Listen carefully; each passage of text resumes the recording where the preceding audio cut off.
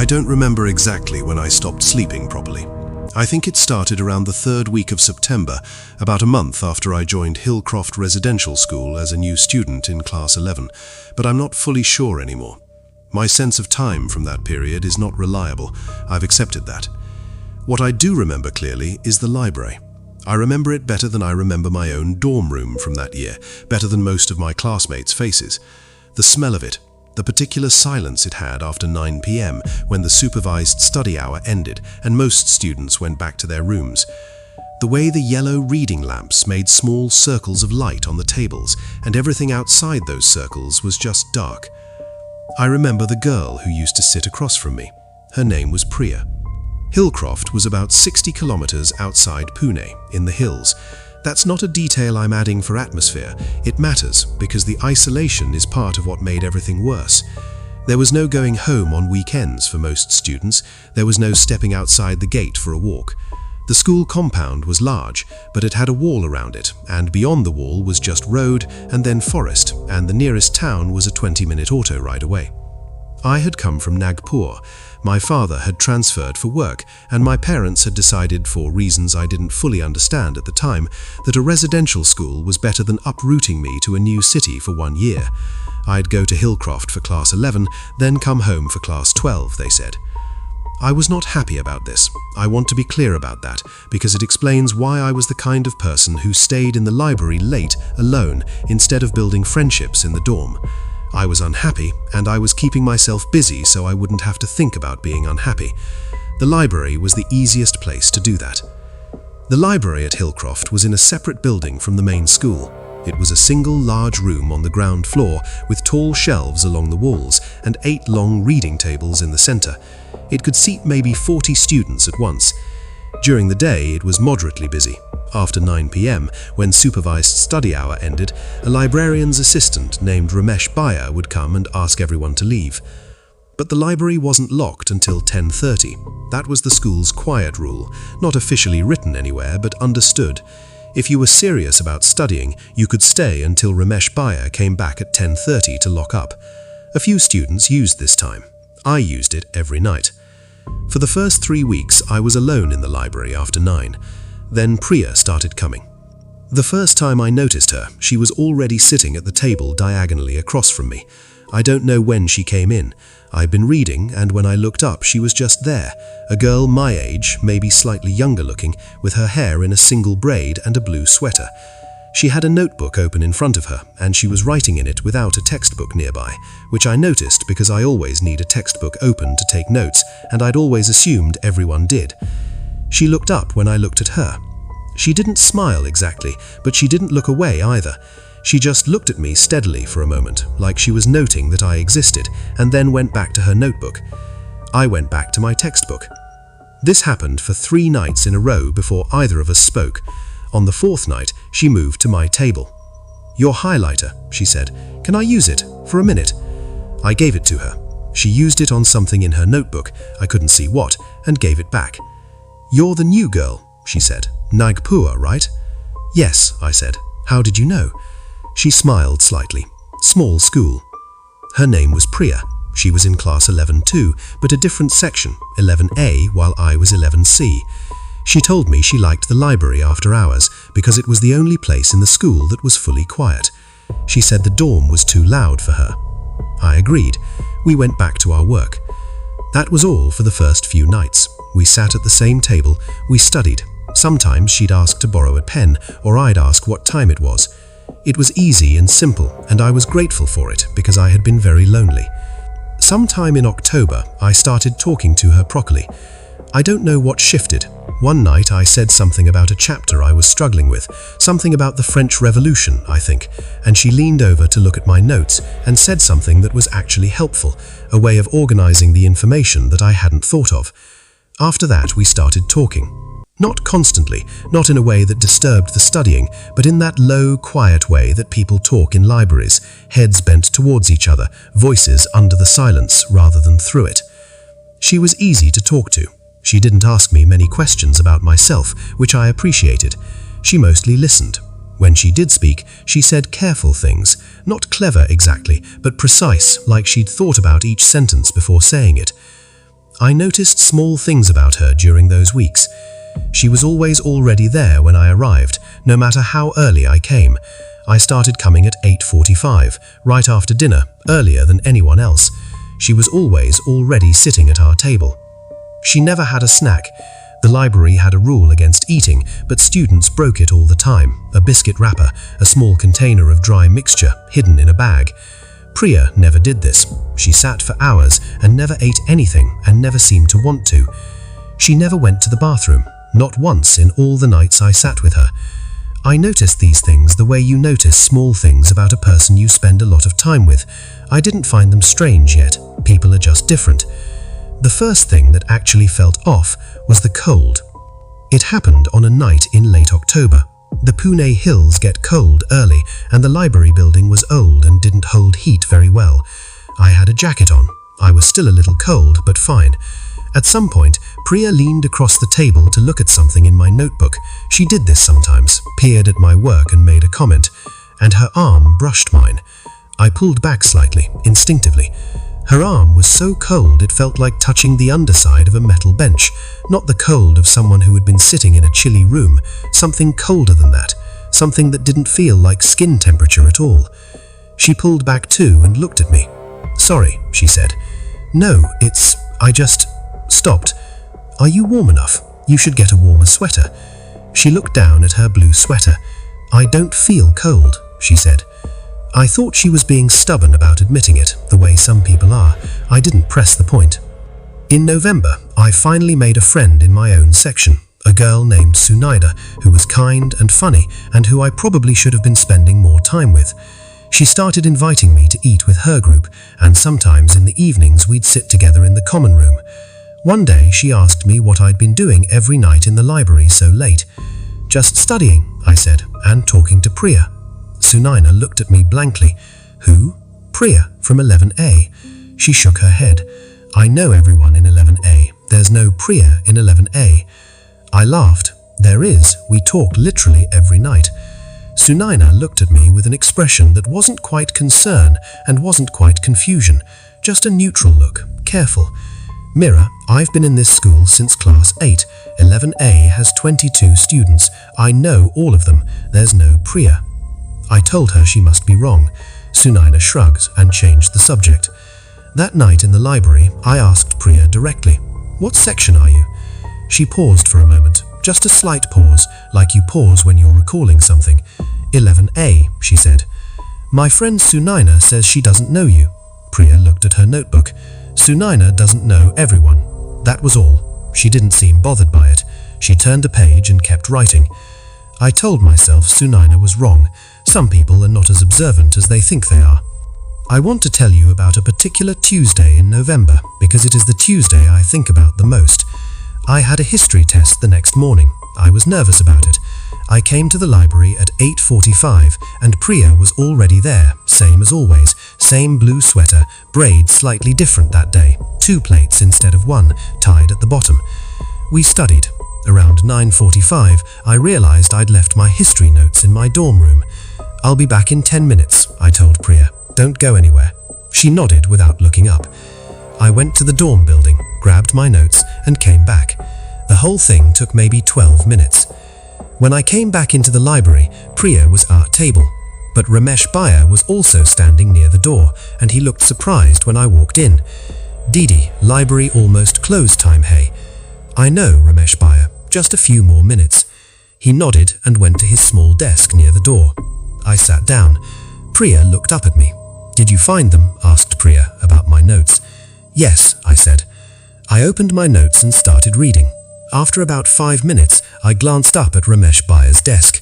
He was reading a newspaper. The door behind him was open. He was entirely relaxed. And then I realized he wasn't ignoring Priya. He was looking at me the way you look at the one student still in the room. He was only seeing me. I turned to Priya. She was writing in her notebook, head bent, braid falling forward slightly. I watched Ramesh Bhaiya for another full minute. His eyes moved around the room. They passed over our table. They registered me. They moved on. They never stopped on Priya. At 10:28 he came over and said, "Didi, time ho gaya." He said it to me, just to me. like I was the only person sitting there.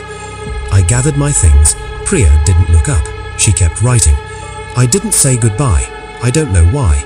I just walked out with Ramesh Bhaiya and stood outside as he locked the door, and I didn't look through the window as I walked away.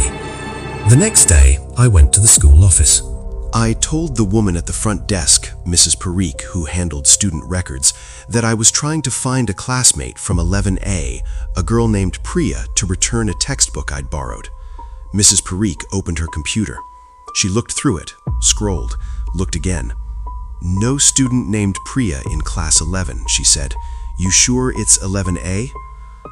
She said she was in 11A. Mrs. Parikh checked again. "No Priya anywhere in the school right now," she said.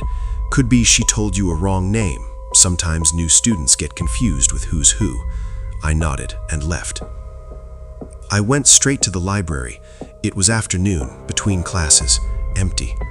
I went to our table, the second from the left, third row, and looked at Priya's usual chair. On the wooden surface of the table, faint but there, were the kinds of marks that accumulate on old library tables: pen indentations, old stains, ring marks from water bottles. Right where Priya always rested her notebook, there was a pattern of indentations, letters. Someone had pressed hard on many pages with a pen over a long time, and the impressions had gone through to the wood. I tilted the library lamp and looked at them at an angle. They were names, the same name written over and over directly into the wood. Not recent marks, old ones, deep and dark with age. Priya, Priya, Priya. I found the old yearbooks in the back shelf of the library. They went back to 1998 when the school had opened. I don't know what I was looking for. I just started going through them. 2015, 2014, 2013, 2012. I found her in the 2013 yearbook, Class 8B, a school photo, the kind where students sit in rows and the flash makes everyone look slightly washed out. Third row from the top, 5 from the left. A girl with a single braid and a blue sweater. Her name was printed underneath with all the others, Priya Venkatesh. The 2013 yearbook was the last one she was in. She was not in 2014. I went to the back of the 2014 yearbook where there was a page I hadn't noticed in the others, a small page with a black border titled In Memoriam. There was one name on it, Priya Venkatesh, Class 9. We remember you. No other details, no explanation. I should have told someone. I know that. I've gone over it many times. Instead, I went back to the library that night. I sat at our table. I put my books down. I waited. 9:15 came. 9:30. The lamp on Priya's side of the table was on. The circle of light it made was empty. At 9:47, I heard the chair across from me shift slightly, a sound like the wooden legs adjusting on the floor. I kept my eyes on my book. "You looked me up," she said. Her voice was the same as it always was, quiet, precise. I nodded. "You're not scared," she said. It wasn't quite a question. "I don't know what I am," I said. A long silence, long enough that the sound of the wind against the old library windows was the only thing in the room. "You're different from the others," she said.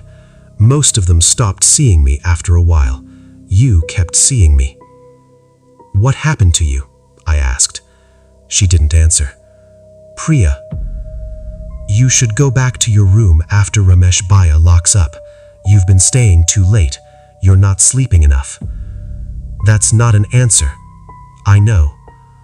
I looked up. The chair across from me was empty. The lamp was still on. The circle of light was still there. And in the center of the light, on the table where she always rested her notebook, there was a page.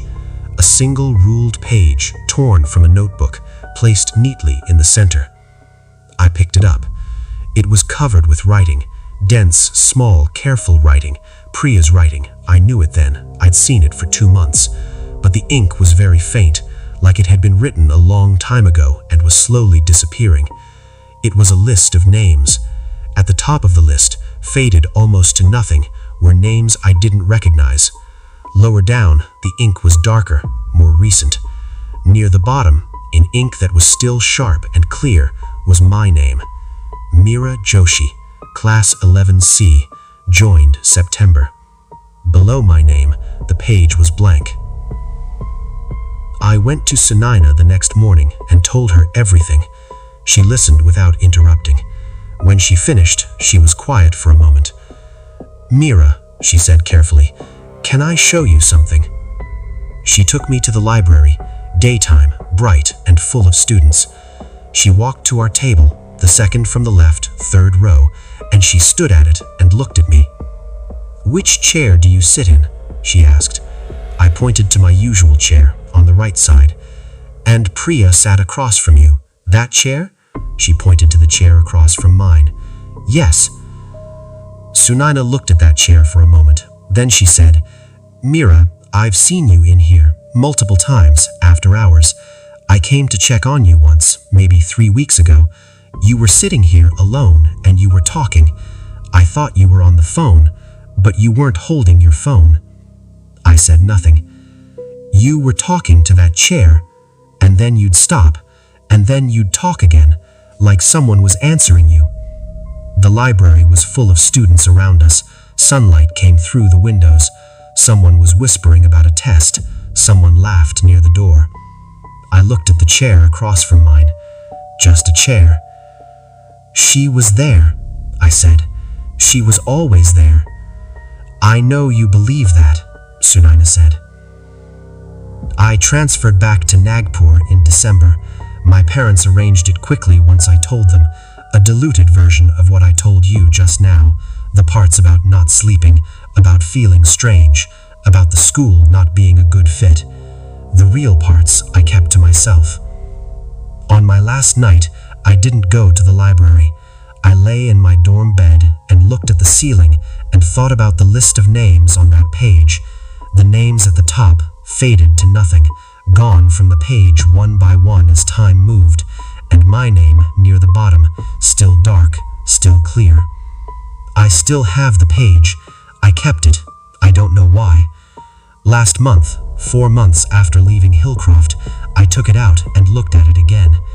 The ink of my name was lighter than I remembered, not gone, but fading, and below my name, in the blank space that had been empty when I found the page, there is now a new name.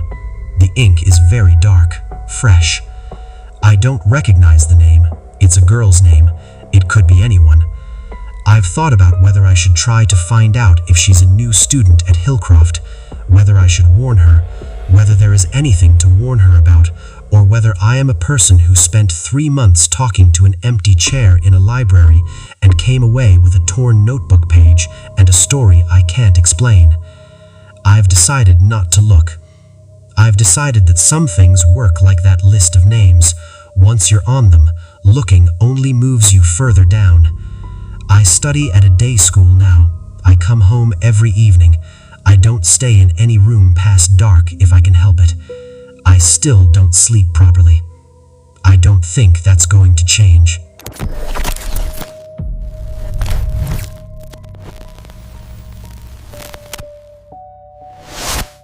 I still check the timestamp on that photo sometimes. 6:47 p.m. That's what bothers me the most. Not what I saw, but what the time tells me about when it happened. Our school, St. Brendan's Secondary, was one of those old government buildings that nobody had bothered to renovate since the 1980s. The paint on the walls was the color of old teeth. The hallways smelled like chalk dust and something else, something damp that no amount of mopping ever got rid of. The windows in the upper classrooms didn't close properly, so in winter you'd hear them rattling all through class, a slow, irregular knocking that the teachers had stopped noticing years ago. I was in class 11B. My name is Rohan, and at the time I was 16. The story I'm about to tell you happened in November, during the week before our half-yearly exams. That's important context, because it explains why I was in school so late that evening. It also explains why I was alone. Mrs. D'Souza had asked me to stay back. She was our history teacher, a thin woman with reading glasses that she kept on a chain around her neck. the kind of person who always smelled slightly of talcum powder. She'd asked me to carry some files from the staff room to the ground floor storage room, which was under the main staircase, just a small favor. She had a knee problem and the boxes were heavy. "Rohan, do it quickly," she'd said, already halfway out the main door, already pulling her dupatta over her head against the November cold outside. "The watchman, Shinde Kaka, is here. Just leave the boxes in the storage room and tell him you're done. He'll lock up." That was at 5:30. I remember looking at my phone when she left, 5:32 p.m. The sky outside the window in the staff room was already getting dark, that early winter dark that comes without warning. The school had already emptied out by then. Exam season meant most students left the moment the last period ended. The cleaning staff usually finished by 5. I knew this. I'd stayed back before, for library duty, for the school newsletter. I wasn't scared of the building when it was empty. I'd never had a reason to be. I stacked the 3 boxes on top of each other and lifted them. They were heavier than I expected. Old mark sheets, ledgers, thick brown files tied with red string. I had to tilt my head to the side just to see where I was walking. The staff room was on the first floor. The storage room was below the staircase on the ground floor, so I had to go down the main staircase, the wide one in the center of the building, while carrying boxes that blocked most of my view. I went slowly. The staircase in that school had a particular sound. During the day, you never noticed it because there was always noise, footsteps, voices, bells. But alone at 5:30 in the evening, each step I took came back to me slightly delayed, like the building was repeating what I did just half a second later. It wasn't an echo exactly, it was more like the sound had weight. I told myself it was just acoustics. Old buildings do that. I got to the bottom of the staircase and turned left towards the storage room. The tube light in that corridor was the old flickering kind. It was on, but barely, cycling between bright and dim every few seconds, in a pattern that wasn't quite regular. It made the shadows at the far end of the corridor move in a way that wasn't connected to anything real. I didn't look at the far end. I focused on the storage room door, which was right there, 5 steps away. The lock was open. Mrs. D'Souza had said it would be. I pushed the door with my elbow, went in, set the boxes down on the shelf she'd indicated, and stood up straight. That's when I noticed the smell. The storage room had always smelled a certain way. Old paper, a little mildew, the particular dusty smell of things that hadn't been touched in years. But right now there was something else underneath it, something that reminded me, oddly, of a wet raincoat, like someone had been standing in the rain and then come and stood in this small room. I looked around. Shelves, boxes, a broken chair in the corner, a mop leaning against the wall that I was fairly sure had always been there. Nothing. I left and pulled the door shut behind me. I went to find Shinde Kaka to tell him I was done. His little booth was near the main gate, at the front of the building. I walked through the ground floor corridor, past the closed classroom doors, past the notice board with its outdated announcements, a sports day from 2 months ago, a circular about a trip that had already happened. His booth was empty. Not unusual, he sometimes walked the perimeter. I checked my phone, 5:51 p.m. I'd text Mrs. D'Souza and let her know the job was done, then wait near the gate for Shinde Kaka to come back, and he'd let me out. I typed out the message, sent it, waited. The school compound was quiet in the way that large open spaces get quiet when there's nobody in them. The basketball court to my right was just a dark rectangle. The flagpole stood in the center of the courtyard, the rope making a very faint sound against the metal as the wind moved it. Tink, tink, tink. I stood there by the gate for about 10 minutes. Shinde Kaka didn't come. I tried calling Mrs. D'Souza. No answer. I tried calling my mother to tell her I'd be a little late. She picked up, and her voice was so normal, she was asking if I wanted aloo or paneer for dinner, that the school compound felt suddenly very far from anything real. "Aloo," I said. "I'll be home by 7. I hung up and stood there in the dark with my phone in my hand. That's when I saw the light. It was on the 2nd floor. A classroom on the 2nd floor, I could tell because I was standing outside and looking up, had its light on. The yellow rectangle of a lit window in a floor that was supposed to be empty. I told myself it was probably just a light that someone had forgotten to switch off. Teachers did that, the cleaning staff did that, it meant nothing. But I had come down from the first floor, I had walked the length of that staircase, I had not seen any light on from the second landing. I don't know why I went back inside. I think it was because the alternative, standing alone in the dark courtyard waiting for a watchman who wasn't coming, felt worse. At least inside I could check what it was and settle the feeling in my stomach. I went back in through the main door. The ground floor corridor was the same as before, flickering tube light, the far end still in shadow. I went up the stairs. The first floor landing was dark, all classroom doors closed. I kept going. Second floor. The light was coming from room 12, the room at the far end of the corridor, the one that our class used for extra periods when 11B's regular room was occupied for parent meetings. I knew this room. I had sat in it maybe a dozen times. The door was almost closed, but not all the way. A thin line of yellow light came through the gap. I walked towards it. The corridor was longer than I remembered, or maybe I was walking slowly without realizing it. When I was about 3 doors away, I stopped. I could hear something from inside room 12. It was very faint. At first I thought it was the window rattling, that familiar irregular knock, but it was too slow for that, too deliberate. It was the sound of chalk on a blackboard. I stood there for a long time, long enough that my eyes adjusted fully to the darkness of the corridor, and I could see the individual tiles on the floor, the scuff marks, the faded red line painted along the base of the wall that had been there since before any of us were students. The chalk sound stopped. Silence. Then it started again. I took out my phone. I turned the flashlight off, I don't know why, some instinct, and opened the camera instead. My hands were completely steady. That's a thing I remember clearly, because I expected them to shake, and they didn't. I was very calm in a way that felt like my body made a decision without asking me. I moved to the door. I put my eye to the gap. The room was lit by 2 of the 3 tube lights. One was off, so there was a section of the room in comparative shadow, the rows of benches at the back. The blackboard at the front was covered in writing, dense, small writing that covered the entire board from edge to edge, and from top to bottom, every single line of space used. I couldn't read it from this angle. The letters were too small. There was no one at the blackboard. There was no chalk in the tray. The sound of chalk on blackboard was still happening. I pushed the door open. The sound stopped the exact moment the door touched the wall. The room was empty. All the benches empty. The windows along the right side all closed. The board covered in that dense, small writing. The chalk tray empty. I took a photo. I don't know why I took a photo. I wasn't thinking about evidence or proof. I wasn't thinking anything. I just raised my phone and took it. Then I left. I walked down the corridor, down the stairs, through the ground floor, out the main door. Shinde Kaka was back at his booth. He looked surprised to see me coming from inside. "May under ta," I said. My voice was normal. "Boxes rakdiye, lock check karo."